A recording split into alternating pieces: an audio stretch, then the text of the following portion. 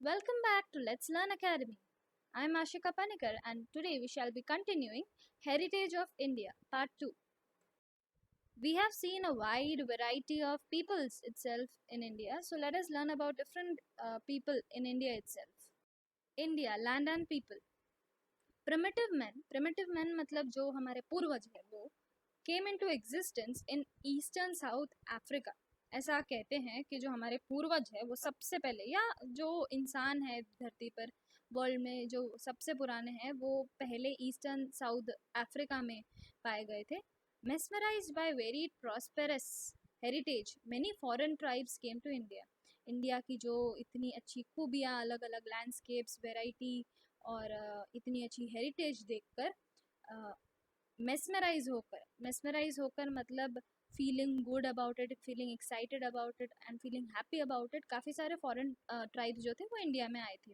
Consequently यानी कि as a result the remains of all tribes are found here. इसी कारण हम इंडिया के लोगों में काफ़ी सारी वेराइटी देख सकते हैं, अलग अलग जगहों में अलग अलग रीति रिवाज देख सकते हैं. The Dravidians were considered to be the most ancient people of India. ऐसा माना जाता है कि जो द्रविडियंस है, Dravidians means the South Indian people, वो इंडिया में सबसे एंशियंट है, सबसे पुराने हैं. But the modern research of linguistic and anthropology, लेकिन जो लैंग्वेज और एंथ्रोपोलॉजी मतलब कल्चर के बारे में जो लोग स्टडी करते हैं, उनके स्टडी के हिसाब से उन्होंने प्रूव किया है कि that even before Dravidian 6 more tribes came and settled.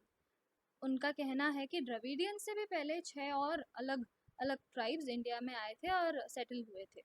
First is नीगरॉइड, जिन्हें हब्सी पीपल भी कहते हैं. Some historians believe that Negroid और Negroes are the most ancient inhabitants of India. India में जो लोग सेटल होने आए थे उसमें से सबसे एंशियंट नीगरॉइड या हब्सी पीपल है. They came from Africa via Balochistan to India. Basically negroes हम उन लोगों को कहते हैं जो अफ्रीकन होते हैं, जिनके स्किन का कलर डार्क होता है और कर्ली हेयर वगैरह होती है. They have black. They were black, having height of 4 to 5 feet. They are not so tall. Short-heighted people होते हैं and they have curly hair. Second is astroloid, जिसे निषाद people भी कहते हैं. People of this tribe came from Southeast Asia. Asia के south east portion में से ये लोग आए थे इंडिया में. Their physical features were, वो दिखने में ब्लैक स्किन के होते थे विद ब्रॉड हेड. उनका जो फोरहेड होता था वो काफ़ी चौड़ा होता था. Flat nose, short in height etcetera. The Aryans who came later, Aryans are ऐसे कहा जाए तो इजीली समझने के लिए Aryans are basically North Indian people in India these days. The Aryans who came later on to India called them Nishad. The origin of the tribes like Kol and Munda, Khasi tribes of Assam, ये सारे असम के ट्राइब्स हैं. And the tribes of Nicobar and Myanmar have similarities to Australoids. आज के date पे देखा जाए तो असम और निकोबार आइलैंड्स में जो लोग पाए जाते हैं वो एस्ट्रोलॉइड्स से कुछ सिमिलैरिटी रखते हैं. तो हो सकते हैं कि उनके ही जो पूर्वज हो वो एस्ट्रोलॉइड्स थे जो कि साउथ ईस्ट एशिया से आए थे. Their contribution in the development of Indian culture and civilization is immense. क्योंकि वो कुछ ऐसे लोग थे जो शुरुआत में आए थे, तो इंडिया में जो भी चीज़ें हम पुराने समय के देखते आए हैं, हो सकता है उनका इसमें बहुत बड़ा हिस्सा रहा हो. They made clay utensil, clay के मिट्टी के जो बर्तन बनाने बर्तन बनाने की शुरुआत हुई थी वो उनसे ही हुई थी. They wore cotton clothes and new many other skills. बहुत सारे स्किल्स भी वो लोग जानते थे. They had great religious believes too, और भगवान में भी, रिलीजन में भी वो बहुत मानते थे. Third are the Dravidians. Dravidians were considered to be the creator of Sindhu Valley civilization of Mohenjo-daro. Mohenjodaro के जो क्रिएटर है ऐसा भी मानते हैं द्रविडियंस को. And the direct descendants of stone are culture. यहाँ पे टेक्स्ट बुक में एक्चुअली ये मैंने टेक्स्ट बुक की इमेजेस ली हुई है जिसमें कुछ मिस्टेक्स भी है. They are direct descendants of stone are culture. Descendants means followers. The tribes which came from north survived with their language and cultural features. Later on, they were only called as Dravidians. Dravidians gave the concept of mother as goddess and father as god. So the thought of Parvati and Shiva as mother and father developed. इन्हीं से mother as goddess और father as god हम मानते आए हैं. Moreover, the tradition of worshipping nature is a gift of Dravidians, Dravidians ने ही शुरू किया था नेचर को वर्शिप करना, एनवायरमेंट को रिस्पेक्ट और फेथ से उनकी भी पूजा करना। The tradition of worshipping with dhoop, धूप यानी इंसेंस स्टिक, दीप यानी कि lamp, and aarti are considered to be the gift of Dravidians, वही लोग थे जिन्होंने इन सभी चीज़ों की शुरुआत की थी।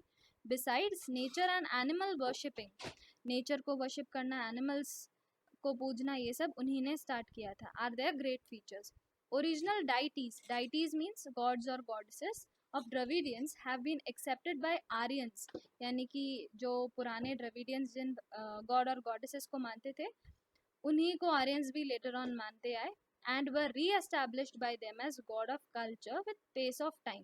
पेस ऑफ टाइम मतलब समय के गुजरते ही उन्होंने उन्हीं गॉड्स को री एस्टैब्लिश किया, मतलब एक ही भगवान से दूसरे भगवानों के रूप माने और उनको कल्चर के साथ एक्सेप्ट किया। Under the tremendous influence of north, Aryan culture was developed deeply. लेकिन नॉर्थ में आर्यंस की संख्या ज़्यादा होने के कारण आर्यन कल्चर को लेटर ऑन इंडियंस ने ज़्यादा फॉलो करना स्टार्ट किया। इंटरनलाइज्ड बाय द द्रविडियंस, जो कि शुरू द्रविडियंस के द्वारा हुई थी। Hence intercaste marriages took place, उस समय इंटरकास्ट मैरिजेस भी होते थे जिसकी वजह से कल्चर्स मिक्स होते थे। Dravidians and had matriarchal system of family, matriarchal system of family means family में मदर को मोस्ट इम्पॉर्टेंट कंसिडर करना। Dravidians progressed a lot in different crafts and arts like building of boat and raft, boats, rafts ये सब बनाना उन्होंने शुरू किया, weaving बुनना, spinning, dyeing, clothes ये सब एक्सेट्रा ये भी उन्होंने ही शुरू किया। Due to the dominance of Aryans, dominance मतलब उनका जब आर्यंस आए इंडिया में तब उनके प्रेशर की वजह से पहले जो द्रविडियंस थे वो पूरे इंडिया में इक्वली स्प्रेड थे, लेकिन जैसे ही आर्यंस की एंट्री हुई इंडिया में तो आर्यंस नॉर्थ में सेटल हो गए और द्रविडियंस उसी कारण साउथ में शिफ्ट होकर वहीं सेटल हो गए।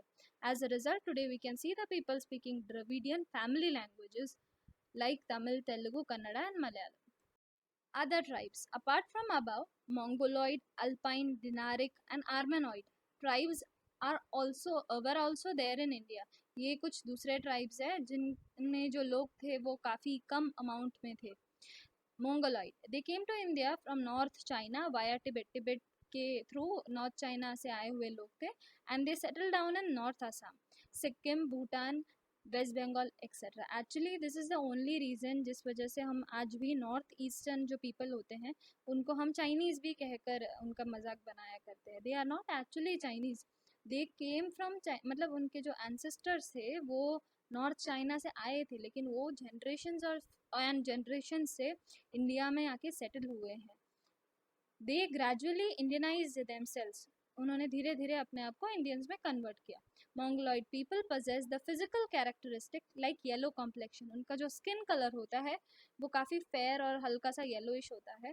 They have a flat face, chubby cheek, almond shaped eyes, बादाम जैसे उनकी आंखें होती है etcetera. Mongoloids were of yellow complexion and they were known as किराट, उनके स्किन कलर की वजह से उन्हें किराट नाम भी हमारे पूर्वजों ने दिया था। अल्पाइन, डिनारिक एंड आर्मेनॉइड ये कुछ ट्राइब्स के नाम हैं। These people migrated from central Asia, ये वो लोग हैं जो सेंट्रल एशिया से इंडिया में आए थे। All these tribes have similarities, ये तीनों ट्राइब्स के लोगों में काफ़ी सारी सिमिलैरिटीज है। The origin genes of these tribes are found in a large number in Gujarat, Saurashtra, Maharashtra, Bengal, Odisha, formerly known as Orissa. जो गुजरात, सौराष्ट्र, महाराष्ट्र वगैरह के जो लोग हैं वो एक्चुअली अल्पाइन, डिनारिक और आर्मेनॉइड ट्राइब्स के ही डिसेंडेंट्स हैं, यानी कि उनके ही जनरेशन्स हैं। Fifth one and the most important one also as well, the Aryans.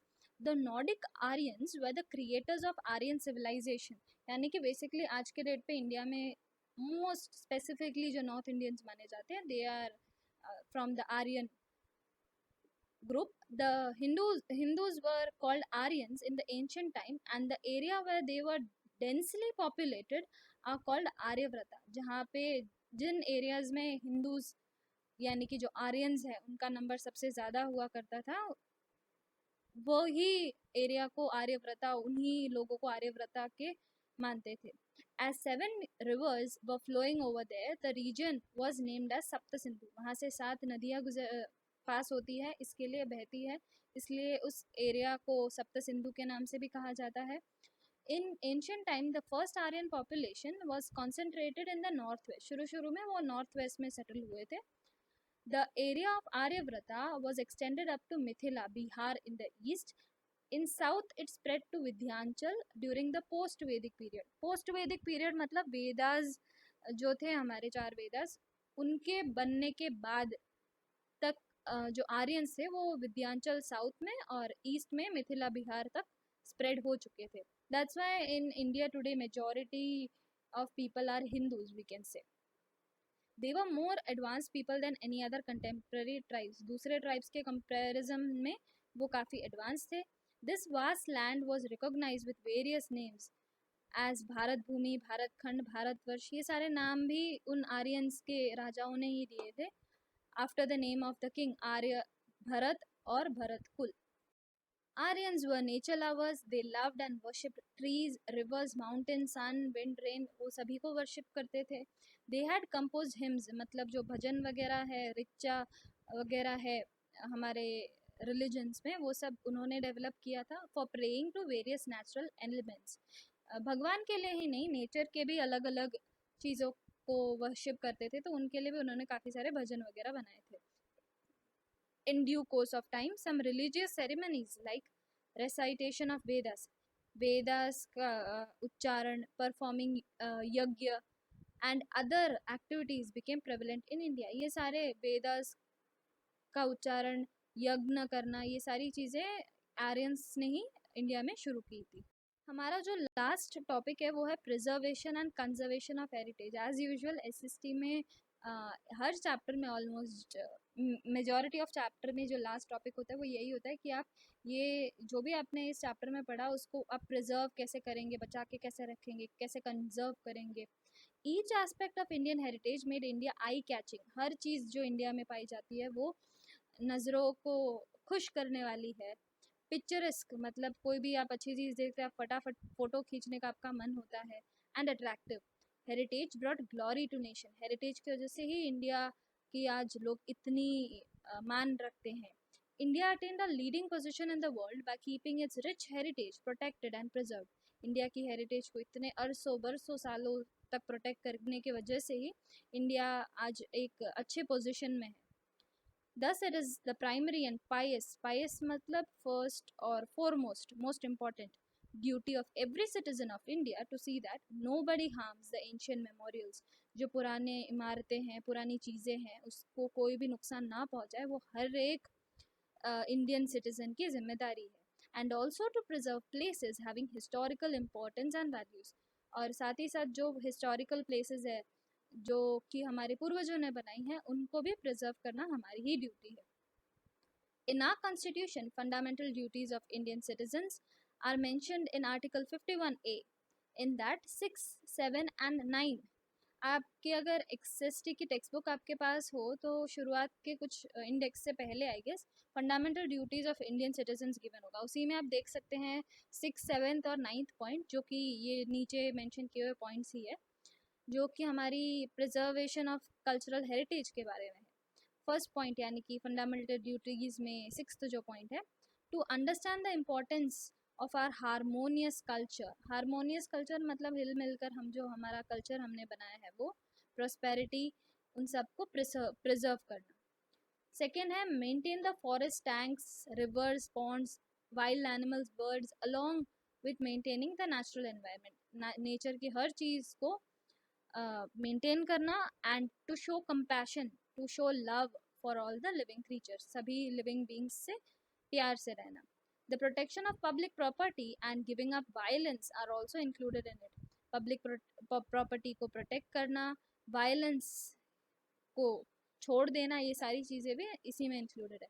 Thus, nature has created beautiful landscapes and we should maintain its purity, sanctity and beauty. Purity sanctity मतलब उसकी जो पवित्रता होती है उसे हमें ऐसे ही शुद्धता होती है इसी तरीके से मेंटेन करनी चाहिए कि वो हमारे आगे कमिंग जनरेशन्स भी उन्हें देख पाए. So that was all for the heritage of India. We shall continue with another new chapter in SST. Thank you.